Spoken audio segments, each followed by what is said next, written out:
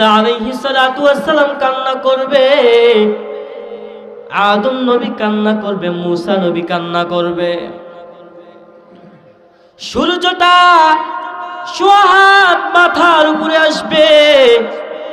এরে আয়েশা, আমি ওই কিয়ামতের দিনের কথা ভেবে ভেবে কান্না করি। জনাবে রাসূলুল্লাহ সাল্লাল্লাহু আলাইহি ওয়াসাল্লামকে জিজ্ঞেস করলেন, নবী আমার, সেদিন সকল নবী কান্না করবে, সকল উম্মতরা কান্না করবে, সকল মানুষরা কান্না করবে, তখন আপনি কি করবেন? মাকামে মাহমুদের কিনারায় আল্লাহ তাআলার দরবারে কান্না করব, দয়ার মালিক, আমার একটা উম্মত যেন জাহান্নামে না যায়। আমি কান্না করব, দয়ার মালিক,